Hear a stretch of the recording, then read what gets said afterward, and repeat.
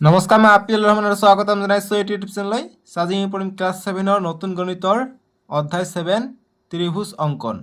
আৰু ইফালে ইংৰাজী মিডিয়াম দি দিয়া আছে কনষ্ট্ৰাকশ্যন অফ ট্ৰাইংগেল চেপ্টাৰ 7।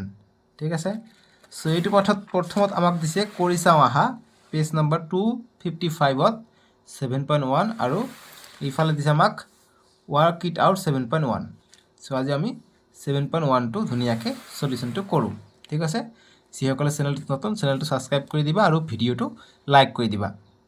7.1ত আমাক প্ৰথমত কৈছে যে ত্ৰিভুজ এক্স ৱাই জেডৰ বাহু আৰু কোণকেইটা লিখা। গতিকে এইটো ত্ৰিভুজৰ বাহু আৰু কোণ লিখিব দিছে।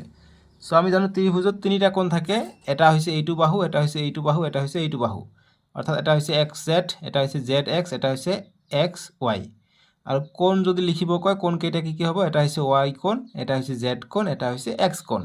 ঠিক আছে, চ' গতিকে আমি 1 নম্বৰটোৰ কাৰণে সলিউশ্যনটো কৰিম। চ' 7.1 1 নম্বৰৰ কাৰণে আমাক বাহু লিখিব গৈছে, গতিকে লিখিম যে বাহু ত্ৰিভুজটো এনেকৈ তোমালোকে ছাইডত অঁকাই ল'বা, সুবিধা হ'ব। ঠিক আছে, বাহু কি কি হ'ব, বাহুবিলাক হ'ব ৱাই জেড এটা, এটা এক্স জেড এটা, এক্স জেড, আনটো হৈছে এক্স ৱাই, এক্স ৱাই। এতিয়া কোণ লিখিম, কোণ কোণ এটা ৱাই কোণ আছে, এটা জেড কোণ আছে, জেড এনেকৈ দিওঁ জেড কোণ, আৰু এটা হৈছে এক্স কোণ। বাছ এইটো গ'ল 1 নম্বৰটোৰ সলিউশ্যন। কোণকেইটা এনেকৈ লিখিলে হ'ব, বা তোমালোকে যদি এনেকৈ লিখিব বিচাৰা তথাপিও হ'ব, যে এনেকৈ যে এক্স ৱাই জেড, অৰ্থাৎ ৱাই কোণ বুজাব, এংগেল এক্স ৱাই জেড, তাৰপিছত Y Z x, Y Z x, আনটো হৈছে angle Z x Y, x কোণে বুজাব, বা Y X Z, Y X Z, তথাপিও এক্স মাজত আছে, এক্স কোণটোৱে বুজাব। বুজি পালা, এনেকৈ কৰিব লাগে। চ' এইখিনি কৰিলে হৈ গ'ল 1 নম্বৰটোৰ সলিউশ্যন। 2 নম্বৰটো দিছে যে ত্ৰিভুজ পি কিউ আৰৰ কিউ শীৰ্ষবিন্দুৰ বিপৰীতে থকা বাহুটোৰ নাম লিখা। গতিকে এইটো ত্ৰিভুজৰ কিউ শীৰ্ষবিন্দু, গতিকে কিউ শীৰ্ষবিন্দুটোৰ কাৰণে, এইটো বিন্দুৰ কাৰণে বিপৰীতে থকা বাহুটোৰ নাম। গতিকে ইয়াৰ বিপৰীত বাহু কি, ইয়াৰ বিপৰীত বাহু চিধাকে এইটো হৈছে বিপৰীত বাহু পি, আৰটো হৈছে কিউৰ কিউ বিন্দুৰ বিপৰীত বাহু।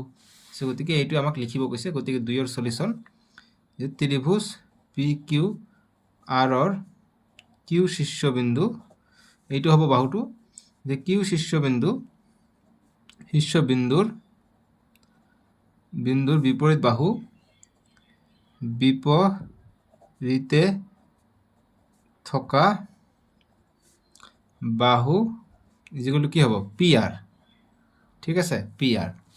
পাৰিলে চিত্ৰটো তোমালোকে অলপমান লামচামভাৱে অঁকাই ল'ব, সুবিধা হ'ব। ঠিক আছে, বাছ এইটোৱে সলিউশ্যন 2 নম্বৰটোৰ কাৰণে। এতিয়া নেক্সট 3 নম্বৰটো কি দিছে, যে ত্ৰিভুজ এল এম এনৰ এল এন বাহুৰ বিপৰীতে থকা কোণটোৰ নাম লিখা। গতিকে এইটো ত্ৰিভুজৰ এল এন, এইটো বাহুৰ বিপৰীতে কোণ, এইটো বাহুৰ বিপৰীত কোণ কি, চিধাকৈ এনেকৈ আহিব লাগিব। বিপৰীত কোণ হৈছে এইটো কোণ এম, বা এল এম এন, বা এন এম এল কোণটো। ঠিক আছে, গতিকে 3 নম্বৰটো সলিউশ্যন আমি লিখিম। 3 নম্বৰটো এল এনৰ বিপৰীত বাহু, ত্ৰিভুজ এল এনৰ বিপৰীত কোণটো,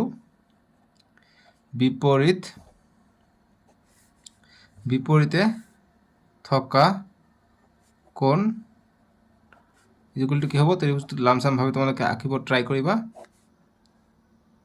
এনেকৈ টাইপৰ আছে, এইটো হৈছে এল, এইটো হৈছে এন, এইটো হৈছে এম। ঠিক আছে, চ' আমাক কৈছে এল এনৰ বিপৰীতে বাহু কোনটো কোণ আছে, এইটো এংগেল এম কোণ আছে। ঠিক আছে, এংগেল এম, বা এনেকৈ লিখিব পাৰা, বা এংগেল এল এম এন, বা এংগেল এন এম এল, যেনেকৈ লিখা হৈ যাব। বাছ এইটোৱে সলিউশ্যন। বুজি পালা, ত্ৰিভুজটো ইয়াত মই চিধাকৈ আঁকিছোঁ, তোমালোকে ইয়াত যেনেকৈ আছে অকণমান হেলাকৈ আছে, হেলাকৈ আঁকিবা। ঠিক আছে, এনেকৈ দিবা। চ' মই হেলাকৈ আঁকি দিওঁ বাৰু, নহ'লে তোমালোকে আৰু দিগদাৰি কৰি থাকিবা কমেণ্ট বক্সত, যে ছাৰ এইটো হোৱা নাই, এইটো হোৱা নাই, তেনেকুৱা। চ' গতিকে এইটো চিত্ৰ আঁকি দিবা। কিতাপত যেনেকৈ আছে তেনেকৈ দিলোঁ, বুজি পাইছেনে, কিতাপত এনেকৈ আছে। বাছ হৈ গ'ল এইটো 3 নম্বৰটো। এতিয়া 4 নম্বৰ প্ৰশ্নটো দিছে যে ত্ৰিভুজ আৰ এছ টিৰ আৰ টি বাহুৰ বিপৰীতে থকা শীৰ্ষবিন্দুটোৰ নাম কি গতিকে আৰ এছ টি এইটো ত্ৰিভুজৰ আৰ টি বাহু গতিকে আৰ টি এইটো বাহুৰ বিপৰীতে থকা শীৰ্ষবিন্দুটো কোনটো হ'ব গতিকে বিপৰীতে শীৰ্ষবিন্দু কি আছে এছ বিন্দুটো আছে গতিকে এনসাৰ হ'ব এছ ঠিক আছে গতিকে এইটো ডাইৰেক্ট এনসাৰ লিখিব পৰা যে চাৰৰ সলিউশন যে ত্রিভুজ আর এস টির আর টি বাহুর বিপরীতে থকা শীর্ষবিন্দুটোর নাম কি হব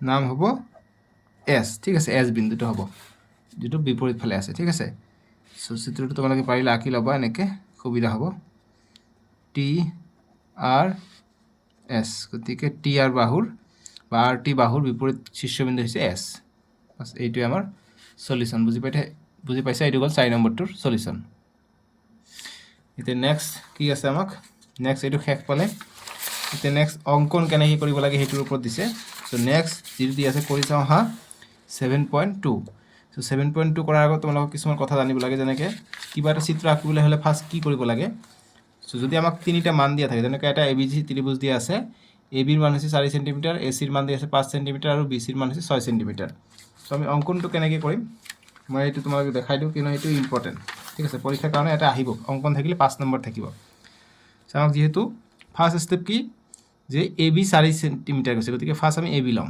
ঠিক আছে গতিকে এবি আমি 4 সেন্টিমিটাৰ ল'ম এ বি ঠিক আছে বুজি পালা সো জি আমি কৰিলো স্তৰ ওৱানত কি কৰিব লাগে স্তৰ ওৱানত যে আমি এ বি 4 সেন্টিমিটাৰ আঁকি ললো স্কেলৰ সহায়ত তাৰপিছত কি কৰিম আমাক এসি 5 সেন্টিমিটাৰ কৈছে গতিকে এৰ পৰা সি লৈ যাব গতিকে এসি 5 সেন্টিমিটাৰ কৈছে গতিকে স্কেলৰ সহায়ত তোমালোকে কি কৰিবা এইটো কম্পাস লৈ ল'বা তাৰপিছত তোমালোকক এটা কি লাগিব স্কেল লাগিব স্কেলত 5 সেন্টিমিটাৰ লৈ যেহেতু আমাক 5 সেন্টিমিটাৰ কৈছে সো গতিকে এনেকৈ আমি যে আমাক 7.2 দিছে 7.2 অনুসৃতিটো কৰিম সেইকাৰণে এইটো কৰাই দি আছো ঠিক আছে সো এনেকৈ আঁকিব লাগে সো 7.2 মই তোমালোকক দেখাই দিওঁ যেটো মান দি আছে যিবিলাক এইবিলাক মান এবাৰ 3.5 এইটো এ বি বা বি সি এনেকৈ মানবিলাক দিয়া আছে এইটো আমি ধৰি লৈ কৰিব লাগিব ঠিক আছে এই কাৰণে এইটো বুজাই দিওঁ তোমালোকে আৰামত সেইখিনি মই বুজাই যেতিয়া সেইখিনিও কৰাই দিম বাৰু তোমালোকে আৰু ভালকৈ বুজি পাবা ঠিক আছে সো যিখিনি হক আমি কৰি আছো সো এসি 5 সেন্টিমিটাৰ কৈছে যদি আমি 5 সেন্টিমিটাৰ ল'ম ইয়া 0 ইয়া হৈছে 5 ঠিক আছে সো দেখা গৈছে স্ক্ৰিনত